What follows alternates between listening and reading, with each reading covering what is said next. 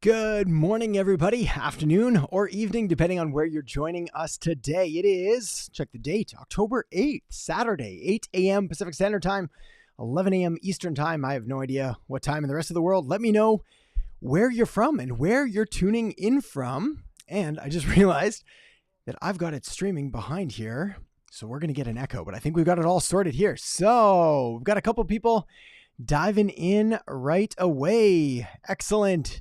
Shahib, good morning, my friend. Good to see you. And yes, you may have asked a question.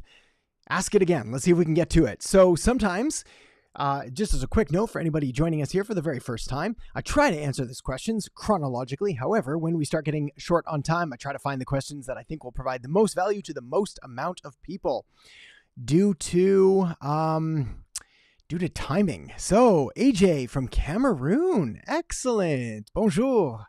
C'est français dans Cameroun. Oui? Maybe? French, I think, as well. The last trumpet, hello from Sweden. I don't speak any Swedish, but hello, it's good to see you. Fun fact, I had a friend who was studying Swedish because their partner was from Sweden, and she was trying to learn it for him, but it sounded very tricky. So fantastic. John, good to see you. Good day to you. What else have we got here? We've got True 24 FPS. Good to see you. We got some regulars here, which is super cool to see. I'm glad you guys could make it. That's amazing. We've got Mocha Glow. You're back too. Awesome to see ya. So good to see ya from New York. The city or the state? When people say New York, they normally mean the city. So I'm going to assume city, which is obviously in the state, but another topic for another day. Abed, hey, good to see you. Michael, good morning. Hey, Keali'i. Aloha from Hawaii. Oh man, my favorite place. I love Hawaii. Which island are you in? I'm going to assume Oahu because that's where most people are from. However, I kind of like the Big Island too. So we used to always go to Oahu. That was like our main spot. And then we went to the Big Island just because family was going there. We went and I was shockingly impressed. Hello, Captain America. Yes, hello. Good morning. I don't know about that. That seems like a stretch, but I appreciate it. AJ, English and French. Okay, excellent, because my French is barely passable. My English is only slightly better. Amanda, hope I am feeling better. Thank you very much. I am doing slightly better. We've upgraded. I don't know if I'm going to be able to get my leg above the table. That would be an awkward scene for all of us, so we're going to leave it below. But I'm out of the main cast. I'm in a different kind of cast. I'm in this thing for another month. And then we start doing rehab from there. So for anybody who's new here, I ruptured my Achilles tendon 3 weeks ago now. Had to have surgery, stitch it all back together. Gnarly. I'm not like a big surgery guy, but if you ever want to be grossed out, Google images of Achilles tendon surgery. Give you nightmares. Fortunately, we have an amazing surgeon who patched me all up. So awesome. Christian, hey, from Nigeria. Hey, Christian, good to see ya. Visa, hey there. Good to see you. Champions Playbook checking in from Lancaster, California. Excellent. Good to see you. Send of Canela. Hey, Adam, it is good to see you. It is good to see you as well. Thanks for coming back and making another trip. Sarah, hello from Jordan. Excellent. Hello, Sarah. I love Jordan. Beautiful, beautiful country. Spent quite a lot of time there actually on the Dead Sea, which, if anybody's not familiar, the Dead Sea is it's so mineral loaded that you float like crazy. So you go into the water and you just like literally float on the surface. It's unbelievably, insanely cool. Very weird feeling. What they don't tell you, though, is you don't want to get the water in your eyes because, man, does it hurt. It's like having salt poured straight into your eyes. So that's a lesson I learned. Oh, Albany, New York. I'm sorry. I should never assume. The bartending photo booth ING rental guy. That's an awesome name, if not a bit of a mouthful. Hello from Saskatchewan, Canada. Hello, my friend. Which part of Saskatchewan? Regina? Saskatoon? Moose Jaw? Impress you with my knowledge of Saskatchewan. Yeah, correct. Oahu. Excellent. Oh, very cool. Beautiful, beautiful place. And Slovenia. Excellent. I've traveled all around Slovenia, never into Slovenia, but I had a friend from there. Beautiful, beautiful place. So, Paul, good morning. Good to see you. Oh, man, this is fantastic. Oh, we got another Saskatchewan guy. Kyle. Excellent. And Kyle, if I'm not mistaken, those look like drums. And they look like awesome drums. Very cool. Good for you. I've got drums hanging out in the corner over there that I have not played now for quite a few weeks, thanks to the old injury, but I might have to hop back on it. And good morning from the Yapanki family. Good morning back to you. All right. This is fantastic. Okay, guys. Well, I think let's dive in. I'm going to say a couple more highs as we go, just as I come across them, because I think it's fantastic to see where everybody's from. It's amazing the power and the importance and the universality, that's a word, of marketing and business principles, how they can be applied in North America, in South America, in Europe, in Asia, in everywhere else. So let's dive right in. I've got one right at the top. So AJ, you asked a question about software that I'm not familiar with. Here's the deal. When it comes to marketing software, it's called MarTech, MarTechnology. If you do a Google for like MarTech software graph, you're going to see 5,000 pieces of software. It's an overwhelming graph. New ones come out all the time. I'm not familiar with a lot of the new ones that keep coming out. I wait until they've proven themselves in the industry, and then I go take a look at if I'm going to think they're going to be useful or not. So I don't know that one. Do your due diligence. The better question is, what do you want the software for? Because often the software is just like, it's going to help you do something. And the real thing is like, well, are we doing even the right thing? Are there alternatives? Do we even need that kind of thing? Etc. Etc. Okay, let's go. Shahib, my question is, I'm doing internship these days. I'm half day there, half day free. I'm not sure if that's a question, my friend. It's more of a statement. What's the question? Maybe hit it up in the bottom and we'll see if we can do it. Slawomir, good afternoon, 5 p.m. in Warsaw. Oh, excellent. Beautiful. Not another place I've not been to. Been all around there, but never in. So, first time in the live. Okay, right on. Good to have you. Well, if you got a question, drop it in. I'll try to grab through them here as I can. Let's see. Matthias, how much time do you recommend using on each client doing social media marketing? Okay. Awesome question. So here's the deal. When it comes to, I'm going to assume you've got just you running the show, in which case I think 50% of the time, I learned this from a guy named Ryan Lee, and it's 50% GT, 50% KT. So your day should be spent 50% of the time getting clients, 50% of the time keeping clients. So if you have one social media client, you should spend 4 hours a day doing the best job you've ever done for them, and 4 hours a day trying to get new clients. You have 2 clients, 2 hours a day on each client, 4 hours a day getting new clients. 4 clients, 1 hour a day on each one, 4 hours getting new clients. And as you start to realize that, oh man, I need more time with each client or whatever it is, then you can start to hire other people to help you scale and grow from there. Another resource that will help you is a book called Clockwork by Mike Michalowicz. And that's going to break down different areas on like what he feels are good guidelines and benchmarks for doing versus delegating versus designing, etc., etc. So good book. Okay. Let's see. I'll go through. We said all of our hellos and our good morning. Shahib, there we go. So half day interning, half day free. How can I earn or suggest something better in my future SMM career? Okay. So this is great. This is a question that a lot of people ask, which is like, hey, I'm doing this thing. What should I do next? I would love to be able to tell you, go do XYZ. The fact is that you're unique, your skill set's unique, your industry, the place you're in, et cetera, et cetera. You're really going to have to dig deep into what are your skills, what are your interests, what are your passions, what is the area of market demand. I've got a number of videos that have come out in the past month addressing these, so go binge those. Those should answer your questions. It's impossible for me to say, go do video marketing or go do SEO or go do TikTok ads or whatever it is, because each one's going to require its own specific skill set. The advice I will give you is push harder, study more, watch more videos, take more notes, take more action, create more accounts, build more stuff. It's like you've got to build up a portfolio of results. That's the secret. Hey, Kazu, it is going awesome. Thank you, my friend. Hopefully you too.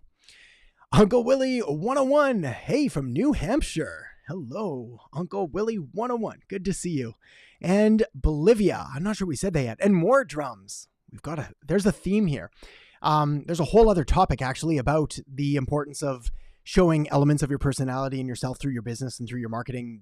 This guitar and amp, even if you don't play, it's amazing sort of how it helps to people connect to you for different things. Same reason I've kind of got point to the right direction. We've got a skateboard there and some books hiding there and a dartboard there and a camera back there and some speakers. And what else do I have? Other random odds and ends. It's almost like the quintessential YouTuber background. Hello from Guadalajara. Aloha, Moses. Aloha. Hola, Moses. We're on the Hawaii theme still. ¿Cómo estás? ¿Qué tal, mi amigo? Saskatoon. Okay, excellent. That's a cool city. Got friends in Saskatoon. Second live from KY, Kentucky. Mason, excellent. I know Saskatchewan, of course. Grew up a lot in Manitoba and Winnipeg. Abdu, hello, my friend. And Dan, hello from the Philippines. Good to see you again. You made it back. And Ethiopia. Very cool country. I flew into Addis Ababa years ago. And what a lot of people don't know is that Addis Ababa, the capital city of Ethiopia, it's really, really high, like up in the mountains. So to land, or to take off more accurately, the plane takes a really long time because the air's so thin. So it's like we were rolling down the runway and rolling and rolling and rolling and rolling. And yeah, it just kept going. It's a little bit scary. Hello, my friend. Good to see you. All right. So let's see. Can you suggest anything for marketing strategy for 3 magicians who are organizing magic show? It's magic theater show happening every 2 months. Any suggestion? Excellent. So fun fact, what you may not know about me is I used to do professional magic as a kid. I started when I was really young. I cannot remember, let's say 5 or 6 years old. I got a magic kit from my grandma, who then took me to the magic shop, made friends with the shop owner, fantastic guy. And he taught me a whole bunch of different things. He had a TV show. I went on that TV show. I started doing birthday parties and things like that for kids and things like that. So fantastic industry. I can do like the odd trick now and then, but most of it has been forgotten. Sadly, it's an art that you've got to practice. Now, here's the deal. When it comes to magic shows, the same way when it comes to live music shows or other art or entertainment or events of any kind, the strategy is almost always the same, and it's to saturate the local area with awareness-based marketing. So I'm rarely a fan. Here, let me close that out there. I'm rarely a fan of doing marketing for the sake of just building brand awareness, being like, hey, we're here, come check us out, because it's not compelling enough to get someone to take action. That's the reason we use direct marketing principles. However, when it comes to targeting like a local area where people are, often they just need to know that it exists, and that's enough. So for me, what I would be doing is running locally targeted ads at the area that I'm trying to go into, probably Facebook ads, depending on the demographic of the people that I'm trying to reach, possibly Instagram ads, and ideally video. Because magic is such a visual medium, I'll be running these short video ads targeting the local area, being like, hey, do you love magic? Come see the show. Here's the details. Here's the date. Click here to get tickets or sign up or get more information. That will go a long way. In Douala, Cameroon. Excellent. Very cool. I almost ended up in Cameroon a few years ago, and then the trip got canceled. So we'll have to check it out another time. Jasmine, hey from LA. Good to see ya. And Pearl, hey from South Africa. Good to see ya. It's another amazing country, other side of the world still. This is great. We're getting a very good represented audience. Thank you for being here. Chandrakant. Here, let's switch it up. Hang on. Angles. I run a Facebook campaign. We are giving good leads, but they are not converting into a customer. Yes. That's fantastic. That is the quintessential problem with most lead gen. And in fact, whether you're running the leads for yourself or you're running them for a client, and they're coming back to you and they're like, thanks, we're getting leads, but none of them are converting. So I've got a lot to say on this one. We're going to keep it short and concise though, because I've got a lot of content on it. Number 1, anybody can generate leads. Generating leads between you and I is like the easiest thing ever. All you have to do is just make some kind of irresistible offer, give something away. Hey, get an hour of my time for free, get a free iPad, get a free car, win a free house, whatever it is. I'll get you all the leads you want and it won't cost you a penny. Now, they're not going to be good leads because they're not relevant. They're not specific. They're not the right kind of people for the offer that you are obviously trying to offer. So you need to find better alignment between what you're doing to generate the lead and the end result. So if you're generating leads for, chiropractic, don't give away an iPad. I'm not saying you are, but don't do it. What you got to do instead is be like, hey, here's this top 5 things on this new back care thing or whatever it is, something directly relevant to your offer, or get first meeting free with a chiropractor and then whatever else. Then you've got to make sure that your funnel after that is lined up really well. You've got to make sure that you've got things in place that are going to do follow-up with SMS, with email, with so on. There's software that I talk about all the time. I was actually smart enough to bookmark this ahead of time. But if you go here, this gives you an extended free trial. This is my favorite software right now. It has been for quite some time, to take leads and then to convert them into customers. So the way that it works is you can generate a lead. Normally we'll do it through Facebook leads, Facebook lead ads.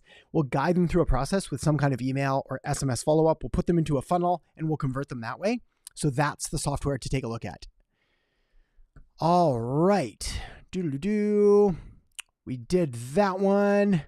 Justin, new subscriber from India. Good vibes. Justin, good to have you along. Gee, people should ask questions instead of saying hello. It costs time. That's okay. I just click the answers. As you can see, I just click all the questions. I like saying hi. Keep saying hi, please. Questions are good, but I got to know where you're from.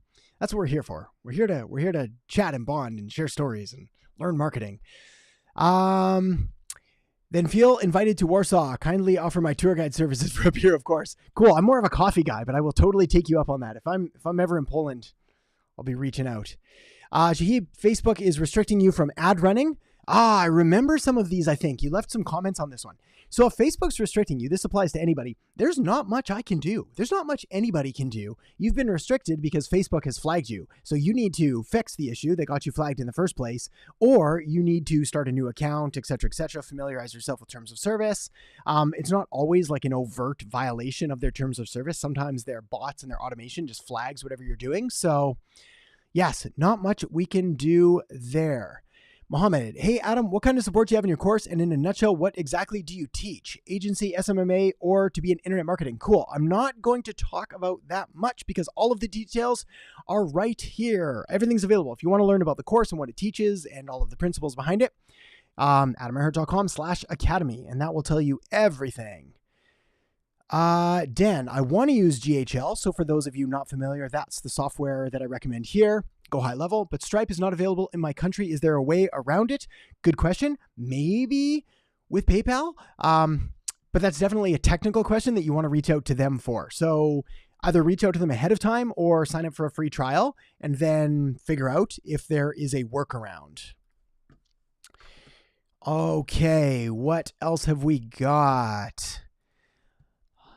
We got that one. Okay, my pleasure. Yes. Matthias, I'm just clicking all kinds of buttons here. Here we go. Okay, Locky YCB, best tips for someone transitioning from apprentice to full-time.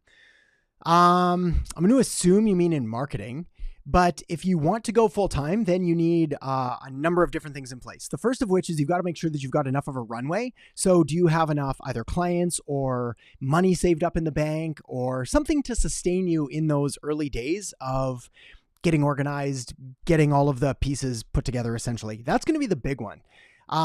After that, I think it's more of a mindset shift. It's like you almost burn the bridges, for lack of a better term. You're like, this is what I do now. I'm going all in. I'm becoming full-time. Let's hit this thing really hard. And then you've got to push. There's a lot of talk about these like two polar opposite approaches to work and business, one of which is like this laptop lifestyle and the 4-hour work week and all of that. And the other is like the hustle and grind mentality, 24 hours a day, work till you die, et cetera, et cetera. I'm in the middle, but I definitely err more on the side of the hard work side. In fact, I don't know a single person that becomes successful without working much harder than you would like to imagine for an extended period of time. Not days, not weeks, not months, years. So I think it's like, cool. If you're cool with that, then let's go for it. Dive all in. Okay, finance generation, good to see you. Hey Adam, running a traffic campaign on my business Instagram to boost followers. I get a lot of organic engagement from India, so I'm targeting India because of cheaper CPMs, but we do have a follow-up. Most of the products we're working on will only target people in the US. Thoughts? So many thoughts. This is a great question. This is going to be applicable to everyone because it stems back to my conversation about cheap leads versus quality leads. I don't want you to attract an audience and to get leads from an audience, no matter where they are or who they are, that is not made up of your ideal customers. So if we've just determined that your market you're only working with people in the US. So fortunately, I have so many thoughts all at once here. Here's the deal. Number one, let's go back to this question so I can answer them in order. I don't like running paid ads to get followers. Period. Full stop. I don't believe it's worth it. I think the retargeting capabilities are minuscule at best. The social proof that comes with a slightly bigger account is negligible. I don't like any of that idea. What I do like is running targeted ads, direct response style, that make an offer where likes come as a byproduct of the campaign that I'm running. So essentially, I'll put out lots of ads and lots of offers that will make me lots of money. And then as a supplement for the people that don't buy or aren't interested, they'll still click like, they'll still follow, et cetera, and I'll boost it that way, or I'll boost my engagement, not boost. Like, don't hit the boost button. The second thing is, do not target India just because of cheaper CPMs. Like, of course it's cheaper if they're not your right fit. Just like I said, I can get you all the leads you want for free by giving away an iPad. A million wrong people isn't going to do a single thing for your business. So stop is number one. The second thing is target people in the US. It's very simple. So Facebook ad account is what you need. That's how you run Instagram ads through. Then once you're in Facebook ads, you can select Instagram as a placement and you target simply the US. And then you can target the demographic of the people. Is it mostly men, mostly women? What's the age range? But these are well within your control. So I'm going to save you a lot of money on that one. Let's stop that one. All right, cool. Janice, hello from Singapore. Quick question. We have 2 full-timers that help us on web development and 1 FB guy. Okay. I think there's probably a follow-up to that as well at some point. We're gonna keep scrolling down to see if we can find the question. Really struggling to see results on TikTok and Google ads. All my clients come from Facebook and Instagram. I have eShop. What to do, bro? Simple. If you're getting good results from Facebook and Instagram, then stop doing TikTok and Google ads. That's it. Can I tell you a secret? Let me tell you a secret. One of my secret sauces. When I work with a new client, we go through a business. I've got a couple levers that I can pull to like get them an immediate ROI, make them back more money than they pay me, which is fantastic for retention.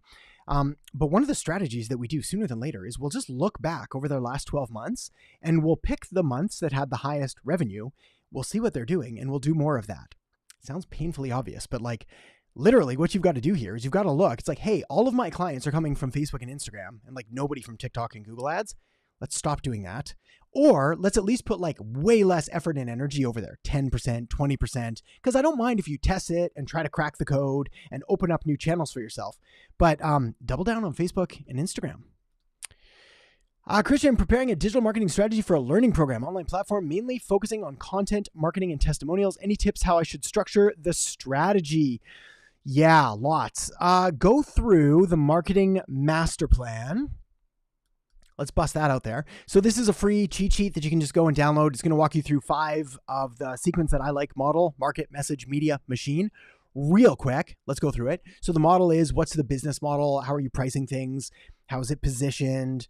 What are the different offers available? What's the main offer you're going to focus on? Market being ideal target market. Message being, what are the biggest pains that your problem and your biggest pains and problems that your offer, your solution solves for them. Media, where are they present and active online? So for example, if we're saying content marketing and testimonials, cool, but where, right? And what kind? So we've got to establish that.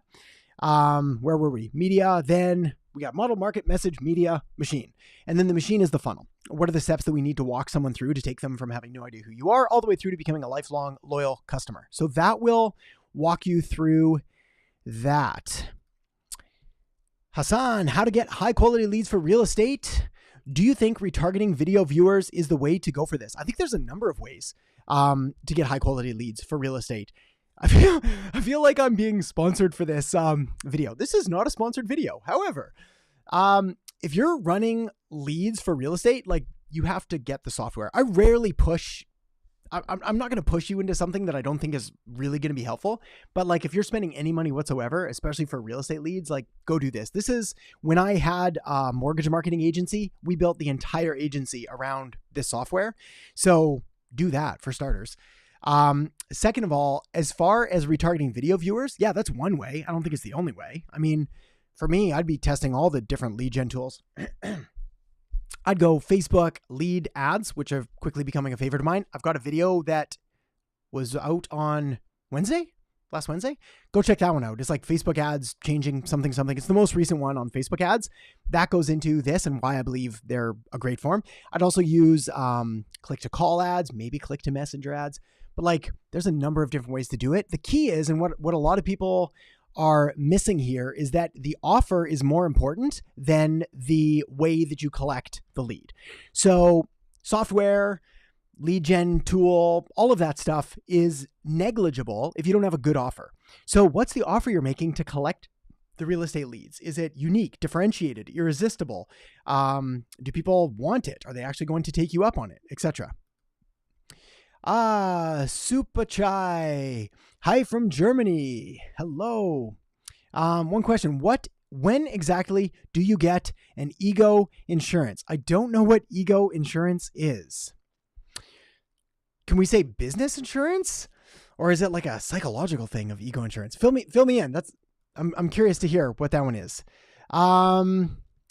Let's see what else we've got. Mason, got a solar marketing plan? If so, could you give a quick overview, please? Oh man, I'm going to do this one more time. I'm going to try not to do this for every question here. Go get this, go get the free account. You don't even have to stick with it. Like, get the free account. They have something called snapshots that you can go, and it's an entire marketing campaign that you can just literally copy and paste. There's one for solar plans, like for solar companies to do marketing. You can literally just go there, take the solar marketing campaign, and then just put it in your account and just do exactly what they do. That's what I would do. What you will find is it's probably going to look a lot like this. We're going to start with some kind of traffic, Google ads, Facebook ads, some kind of inbound traffic like that. We're going to send people to some kind of a lead magnet or opt-in form, free consultation, free download, free something, etc. We're going to follow up with them on the thank you page with some kind of offer that says call now, get this thing, do this, do that, whatever it is. We're going to follow up with SMS, probably email as well. And then the goal is going to be to drive them to some kind of a phone call. So that's going to be the funnel, but they're going to have the exact verbiage and wording and all of the things that you want to include in it to a much greater depth than we have time for now. Saeed, good to see ya. I do content creators and social media management. How can I outsource my work to others?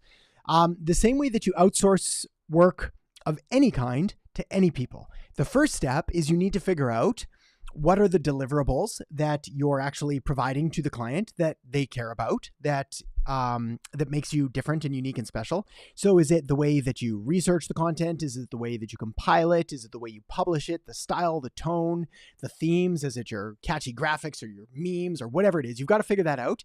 Then you have to figure a way to systemize it so that there's SOPs, standard operating procedures around that. And the reason is because when you outsource, when you hire someone to help you, they need a pretty clear set of guidelines for what to follow. The exception is if you're willing to pay significantly more, then you can hire A players that already know this, but then you're going to be paying them a lot because they're very good and they're going to be able to think more creatively and strategically about it. So that is the answer. Get clear about what you need to outsource first and what you're looking for and what success looks like.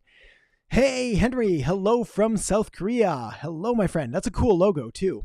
I like that. That's super neat. I wonder if it might be neat. I don't know how married you are to this logo. I wonder if it might be neat to like remove one of the bars and like move that line over a little bit here. So it was like 2 bars and a little off thing. Cause then the H and the K would kind of blend together. Food for thought. Maybe it's copyright. I have no idea.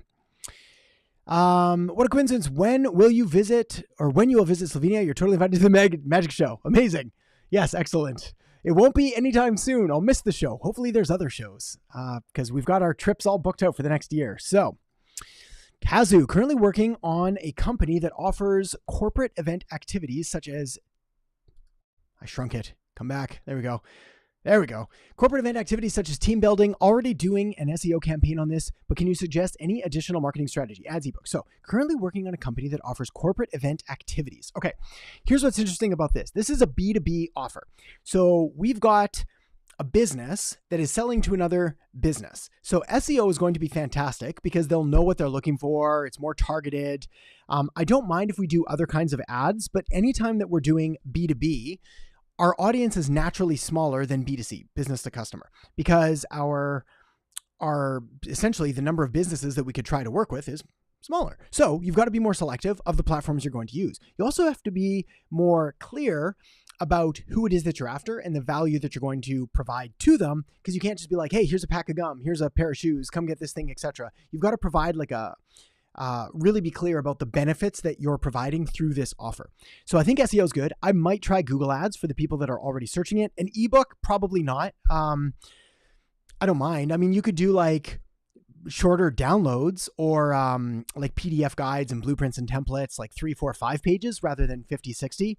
I don't have the exact statistic on it, but like, just think of your own personal thing. It's like, when's the last time you downloaded and read an ebook, right? Like they don't get consumed. So those are probably good. And then start looking at content marketing, other kinds of social that you could put your stuff in front of. LinkedIn is probably going to be a pretty good channel here for you as well. All right, Aaron, what's up? Love the vids. Hey, thanks, my friend. That is a cool looking golf club. And what's the logo on the hat? I can't quite make it out. That's awesome. All right. Oh, good. Janice, I think you've got the rest of the question here. So trying to scale our real estate SMMA, social media marketing agency. We have 4 people on our team, but it seems like the internal process is really a pain in the butt. For the start, should we focus on, oh, good. Second part, marketing automation or sales first? Easy answer, sales first. And the reason is because you shouldn't automate what isn't dialed in and already working really well. We automate after we've gone through all of the systems and the processes and everything is smooth and streamlined, because otherwise we could be automating garbage, right? Like there's no point automating something that isn't working very well. So sales, because that's going to be the driver that's going to deliver cash. Then you can test different things and optimize things, and then you can work on optimizing it. Same goes for any kind of business. Okay, Craig, can you please give some tips on marketing on TikTok? Totally. Water break, 1 sec.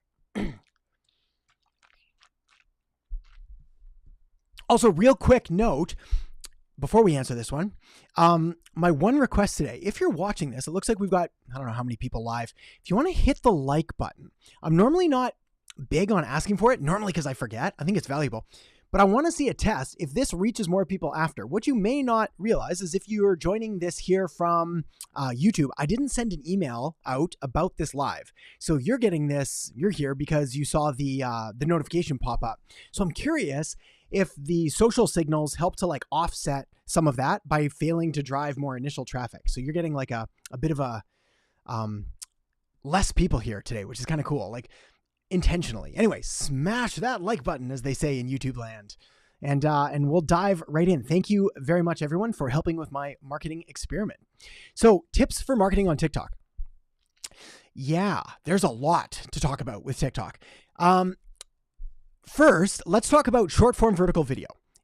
I'm not being platform specific. Short form vertical video, a video that you film on your phone. You can edit it using proper editing tools if you want. You can edit it on your phone.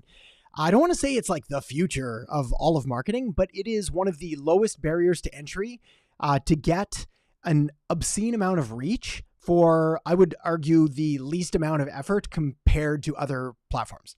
For example, writing a quick caption is going to be a lot quicker, but you don't get the reach. Making a long form YouTube video is going to be a lot more effort, and you're going to get good reach, but it's going to take significantly more effort. And there's this middle ground right now with short form vertical video that allows you to put in less effort and get more reach. And here's why. Once you figure out what you're going to say and how you're going to say it, you have a couple options. The first of which is record one video and then post it to TikTok, Instagram Reels, Facebook Reels, YouTube Shorts, chuck it on Twitter and LinkedIn and wherever else we want to put this thing. Like, you can put it everywhere. The heavy hitters right now are Facebook and Instagram and YouTube Shorts and TikTok, but like, you've got a ton of different options. The next thing is that the standard of, I don't even want to say quality from a production standpoint, but quality from a value to the end user, the standard has risen just because of the amount of content on there. So the best advice for marketing on TikTok is A, do your best to do some competitive research, see what other people are doing, make the best content you can.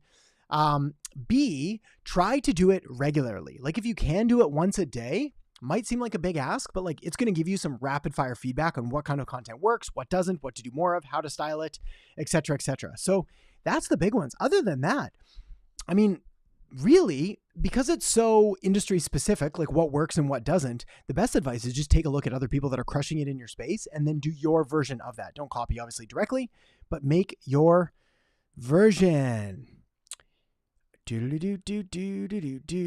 Okay.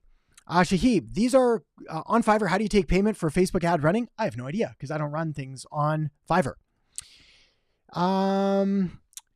Would you send a personalized market research to a prospect as a client acquisition strategy for a digital marketing agency? Yeah, totally. I think that's a fantastic idea. I used to do this all the time. I would do a video for the clients that I wanted to get, and I would go through their stuff, being careful not to be like, here's all the things that you're messing up and you're obviously terrible at business. Like, don't do that. But like, hey, I had a chance to go over your business and this is what I saw and this is this and this is that. And I think this is really good. I think there's some areas of opportunity here. If you'd like to have a further discussion about what that looks like, feel free to contact me here. Keep in mind, most people won't respond. Make sure to follow up, but don't be overly aggressive when they don't. It's like you're going to have to send out a lot to get some good responses because people are busy, and the bigger and more popular the business is, the more inundated they are with things like this. All right, Aaron, I'm about to start outreach to build my marketing agency. How would you start outreach from scratch? I'd probably do what I did. Again, so when I started my first agency, I did the unscalable activities of like going to local marketing events, tapping my network, talking to friends and family about people they knew.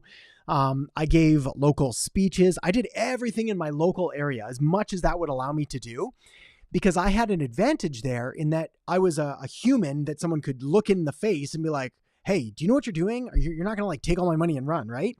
And that level of trust put me over all of the people that looked like they had better results, but nobody really got to talk to them, or nobody really got to see them, or whatever it is. So that is a huge, huge opportunity you have to do these unscalable things and like really be a human being. The second thing is, I think what I probably would have done is made sure that my baseline of marketing materials were at least up to a reasonable standard. So I wouldn't have spent crazy amounts of time on like website and social platforms, but you want to make sure that when someone does go to look you up after getting referred to you or someone recommends, that what they see is within your control and it looks like the image that you want to put forward. So spend a little bit of time on your website, a little bit of time on your social profiles. Make sure you've got some nice images and some good things that describe what you do. But it's there as like, not a backup, but like a confirmation of the things that other people are telling them, because people do look you up. It's funny when someone's like, I don't think I need a website. I can just do social media. I was like, nah, you can't. People, they're going to look you up. They want to go find something that you have control over. And if it's just social, it still looks sketchy. And I think it will for quite some time. What kind of content should I put on to get go high level customers? What kind of content should I put to get go high level customers? I'm not sure what that means, because go high level is a software. So maybe you can clarify, but you won't get customers. They'll get customers. What tips will you suggest for Facebook ad if the brand is running ad for first time? Yes. How to set up a Facebook ad campaign for scratch. So this is like a 3-hour answer. The best advice, and I know this is kind of a cop-out answer, but it's like, you got to go watch the videos that I've got on Facebook ads. Like if you go type Adam Earhart Facebook ads, or even if you look through, I think I've got playlists on Facebook ads, spend like 2-3 hours going through those with a pen and paper. You're going to learn more than I'm going to be able to tell you here. I'm going to talk about split testing. I'm going to talk about campaign structure. I'm going to talk about the importance of, say, testing images over different videos. I'll talk about CBO and ABO and targeting. I mean, there's a ton of things that you need to be aware of. Yeah. Otherwise it would do you disservice to be like, run a video ad and then send you off. It's like, no, that's probably not going to work. In fact, if I were to give you one piece of advice, it would be to go into this thing fully expecting that your first ad you ever run is not going to knock it out of the park. And that's rarely the goal of like the first campaign. Advertising is a skill and it's a competitive industry. It is phenomenally powerful. Like it is by far one of my favorite things in all of marketing.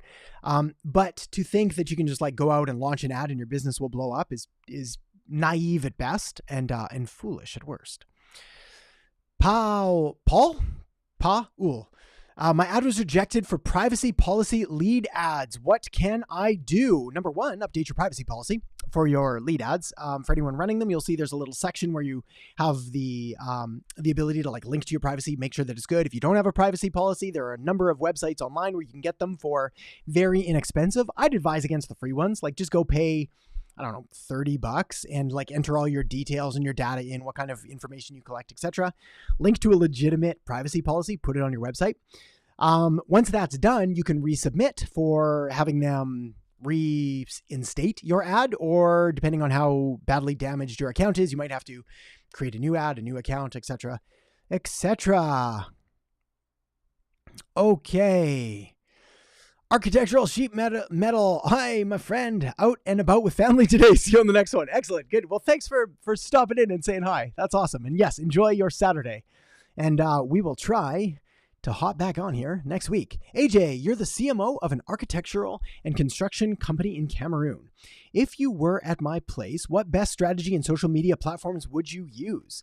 Okay, awesome. So if you're an architectural and construction company, whether you're in Cameroon or Canada or Chile or Colombia or what other countries start with C? I'm blanking. Catalonia. It's always the same, right? Which is figuring out where is my target market present and active online, and then going there. So take your country, Cameroon, go to Google, type in social media usage, different demographics, find out where the bulk of your people are. Also talk to them as well. It's like, because you're doing architectural and construction, you can go talk to your clients because they're going to be fewer. Again, we're in a B2B, business to business style industry. I mean, like, hey, what platforms do you use? Odds are good they're going to be like, I use Facebook, but not like that, not a lot. I use it to talk to my kids or family or whatever it is. That's what most people say. Nobody really likes to admit. They're like, I binge TikTok all day. I accomplish nothing. Like, no one's ever really going to say that. So you got to read between the lines a little bit, but find out where they're spending their time and then go there. As far as best strategy for architectural and construction company, it depends on who your clients are. It's like, if they're massive developers and things like that, like, your social media strategy is going to be, I don't want to say you can put out less content, but like, your audience is going to be relatively easy to saturate with fewer, more in-depth pieces of content, white papers, reports, possibly videos, behind the scenes, things like that. It's trickier, but it's totally doable.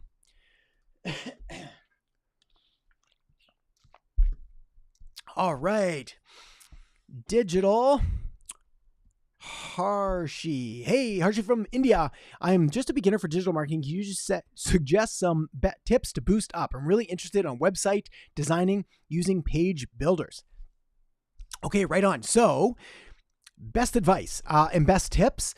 First of all, thank you for being here live. Fantastic. Absolutely amazing. I'm definitely going to be sending you, though, to a playlist, because the basics and the principles and the fundamentals and things that you want to cover, things like positioning and segmentation and targeting and differentiation and uniqueness, I've talking about ad nauseum on the channel.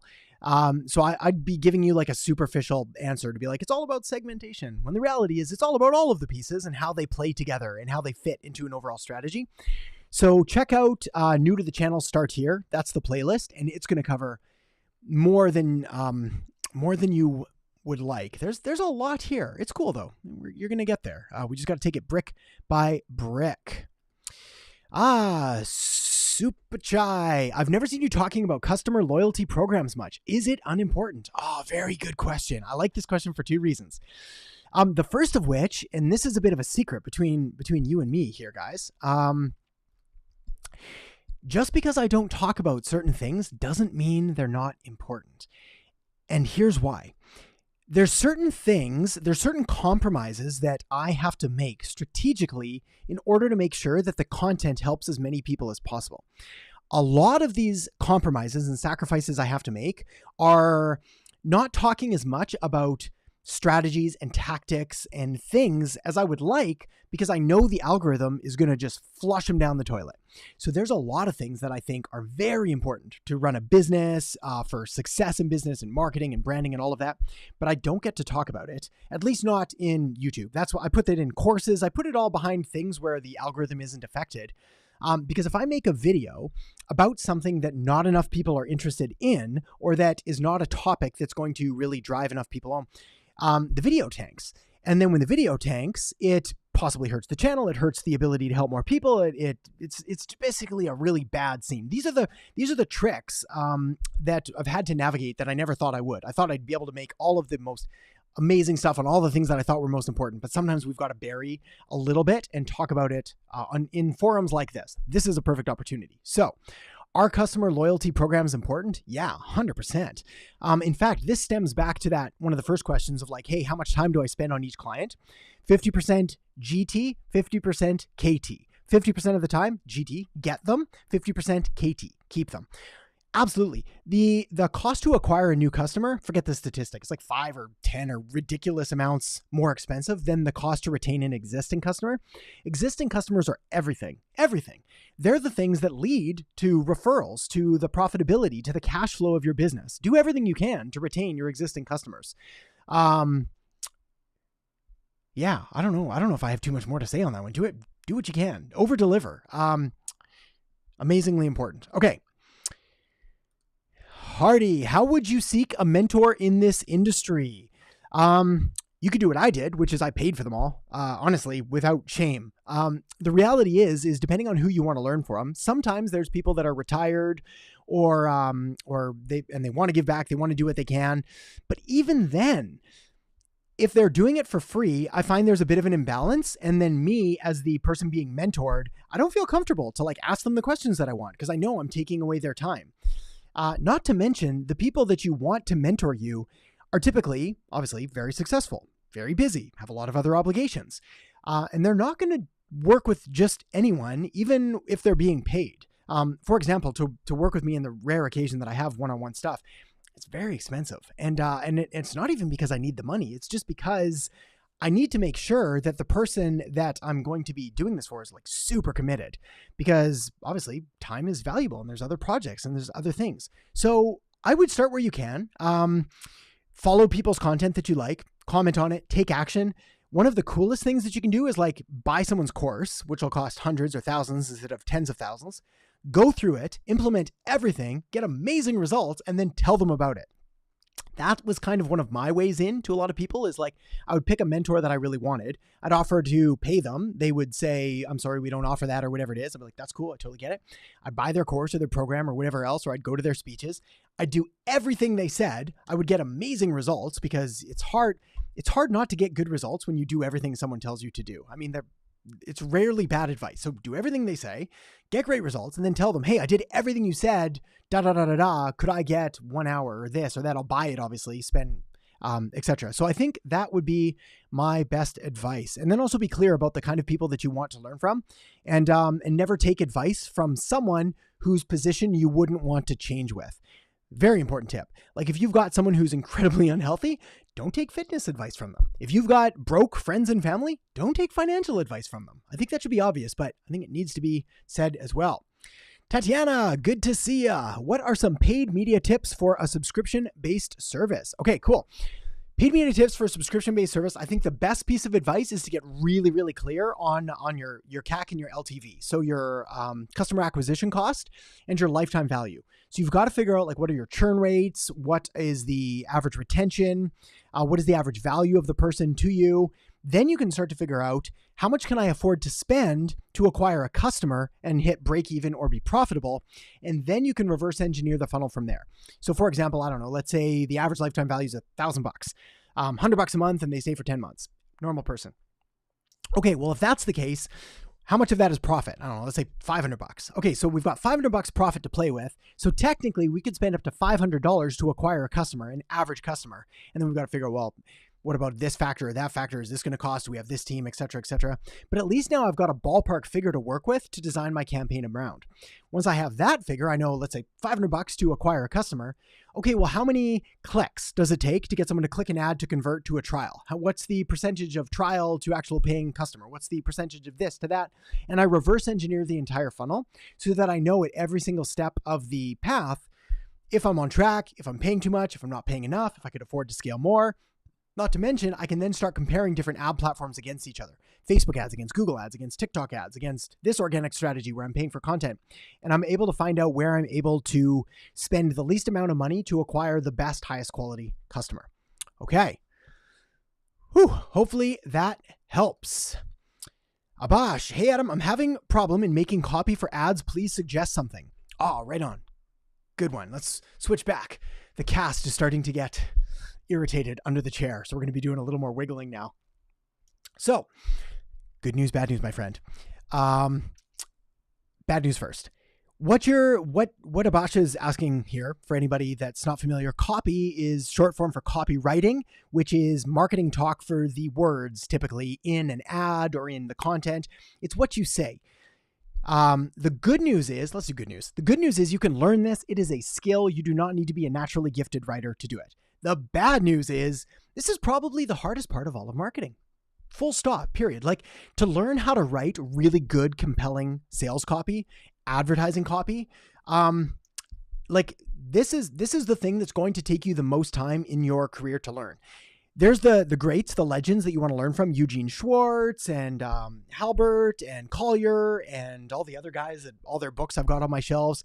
I study it all the time. I still read. I still write a ton of stuff. It's something that you're going to want to keep working on. So best place to start is go to Amazon and type in copywriting and start getting some books on copywriting. Dan Kennedy has some really good stuff that's sort of more beginner friendly, I think, as a nice segue into the world. So start there and then brace yourself. It's going to be a wild ride, but it's a fun one. Okay, Jalen, I'm a first year in college and I'm doing a marketing work study job. I'm mainly focused on Instagram posting, story, and feed. Do you have any tips that I could benefit from? So you're first year in college doing marketing work study job.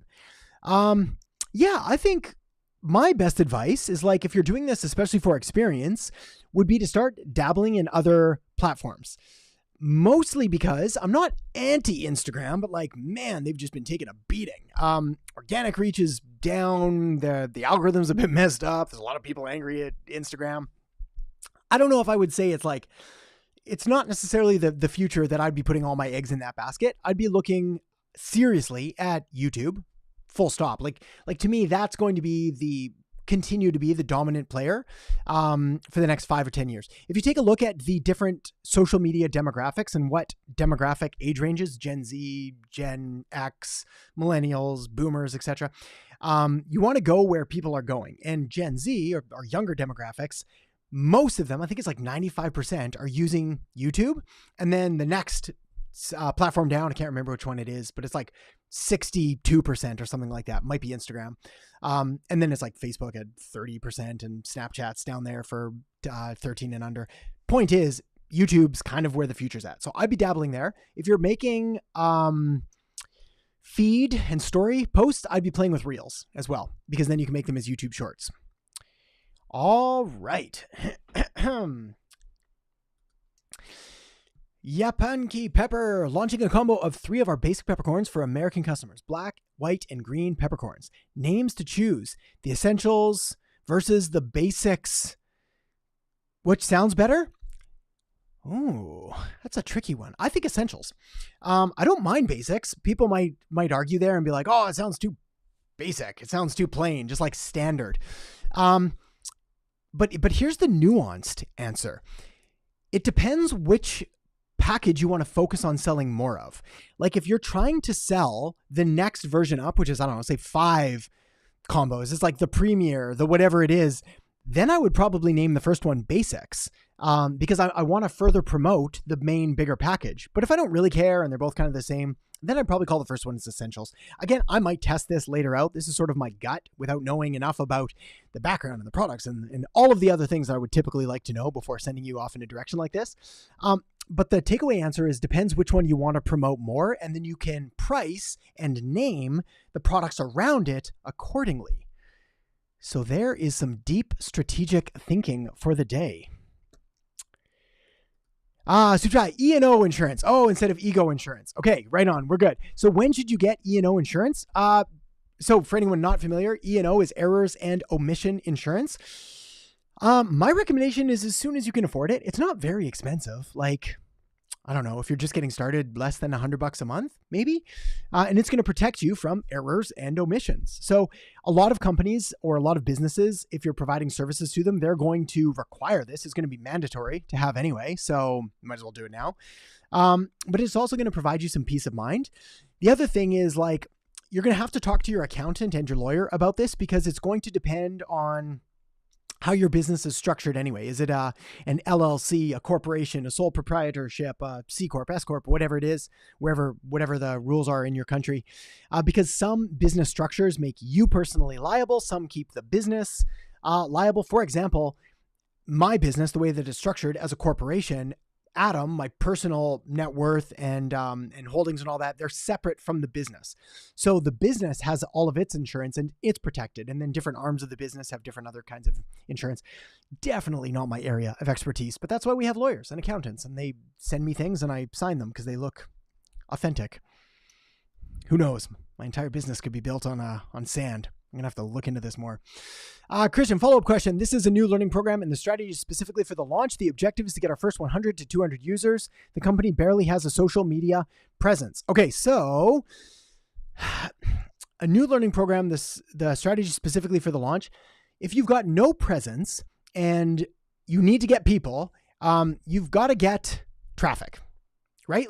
So let's focus there. We need to start with traffic. Now, when it comes to traffic, there's a number of different places you can get traffic. You can get PR opportunities, public relations stuff, and get featured in newspapers and magazines and more relevant online blogs and things like that.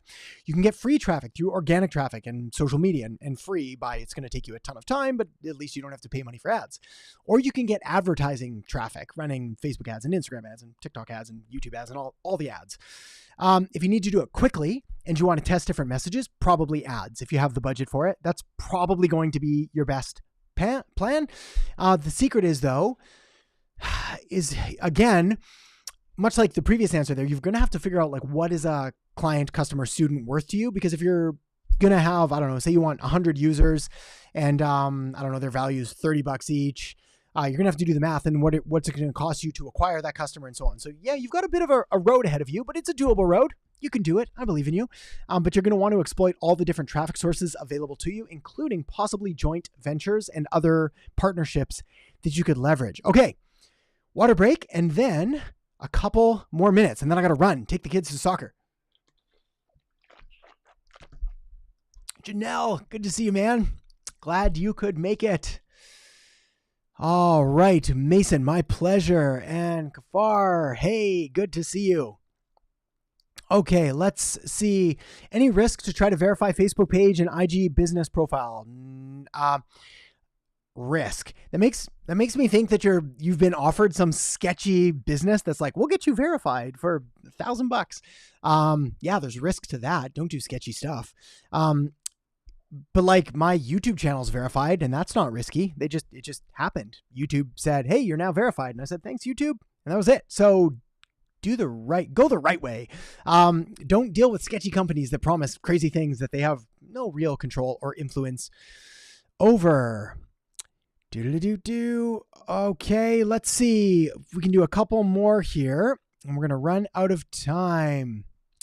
86th Street Chef Project. Morning. How's my logo? Been working on it. Oh, that's awesome. Okay, good. I think it's cool. Simple, right? And it doesn't say much about streets or chefs, just an 86. So I like it. I think it's neat. I might send it off to a graphic designer though and see what they could do with it, just so that it becomes a little more unique and a little more specific to you and to your business. So it's there's nothing about streets or chefs in there. I might find a way to incorporate that rather than just having an 8 and a 6, which admittedly looks a lot like one of my first logos when I was designing it myself and I just put things there. It's amazing what a skilled graphic designer can do though. You'll be blown away. It'll be worth the investment, especially if you're actually building a business and a company. Do it now. Spend $1,000, get it done right, because the cost to change it all later is 100 times more than that. Change signage and branding and et cetera, et cetera. Baz the Dev, good to see ya. Do Instagram offer ads to grow followers? Got a project on with a product aimed at disabled children. Is it worth setting up InstaPage to get eyeballs on the project? So I answered this earlier. I don't like running ads to grow followers ever. I don't think it's a good ROI. It just never translates. If you've got a specific business, then it's probably worth setting up all of the social media accounts for and deciding which one is going to be the most valuable and relevant for it. Then what I would do is I would run ads for the product rather than with the intention of building the account. So the account, the followers, all of that, that's the byproduct of running the ads. But again, like we've said many times throughout this, running ads is not quite as simple as just like, I think I'll run some ads. It's like there's a bit of a process in there to learn it and to figure it out. Totally doable. Like don't make it sound like it's don't let me make it sound like it's rocket science. It is not. But there's definitely a skill, that some stuff you've got to get done. All right, let's see if I can do one more and then a soccer time. So I'll see if I can find one that will be most relevant to the most amount of people. First of all, thank you for hitting the like. That's awesome. Thank you very much. We're going to do a test. I'm quite curious to see how the reach goes. Everything is a bit of a test here with the algorithms and what we need to do to appease them. All right, I think this will be good. Oh, let's do, I'm going to do two. I'm going to do two questions. We're going to answer it really quick. Philip, is permission marketing still relevant? Does a lead magnet qualify for permission marketing? So, is permission marketing still relevant? Yes, 100%. For those of you not familiar with permission marketing, get the book, awesome book, written by Seth Godin many, many years ago on essentially asking people for permission to market to them rather than just like jamming your message down their throat and saying, buy my stuff. So is it still relevant today? Yes, perhaps even more so than ever before. Outbound marketing works, ads, all of that stuff works. I love getting someone to raise their hand though and be like, yeah, I'm interested. I'd like to hear more. That just opens the gates. We also call it a micro commitment. There's a lot of benefits to doing things that way. So does a lead magnet qualify for permission marketing? I guess it depends how you, like where you put the lead magnet. And this is going to be like semantics, and different people are going to have different opinions on like the true nature of permission marketing. But if you have a lead magnet like on your website and people find it and they download it, yeah, that's like 100% permission marketing. On the other hand, if you're like running a soft, subtle content marketing campaign on the side and there's a lead magnet, maybe you promote it with a bit of ads, but you're not jamming it down their throat and they opt in before getting more, that's like quasi permission marketing. I'm going to give you a pass on that one too. So yes, do that. I like that. Another word or another thing you could look into is inbound marketing. That's another great way to get some new ideas and strategies around that. All right, final question, and then let's wrap it. What's a great way to do low to zero cost digital marketing for a startup company? Okay, great question for a couple reasons. Number one is because in the early days, actually at all points in business, you have two resources that you need to balance against each other: money and time. Free, low cost, here's our money, means super high time. So that's what I did in the early days. A lot of time, a lot of writing, a lot of research, a lot of everything done myself, very little money, because I didn't have any money. Then, as I got better at it and I realized that, hey, I could probably leverage some of this with more money, I still put in too much time, but like that's the spectrum. So now the time goes down, but the money goes up and you're able to get equal or better results. The other thing here is that time, you can't scale infinitely. You can't technically by hiring people, but then there's money. So it's like you only have 24 hours in a day. So there's a limit there. Money, you can pretty much just scale to the moon. You can hire more team, you can run more ads, you can get more content created from a single piece of content. For example, if I was, maybe I'll do this one day just as an exercise. If I wanted, I could take the live stream that we've done today. I could then send that to my editors. They could go through it all. We could take away the best chunks. We could turn it into shorts and TikToks and reels. We could transcribe it, and now it becomes blog posts and captions. We could take the audio, which becomes podcasts. We could submit it for different PR opportunities.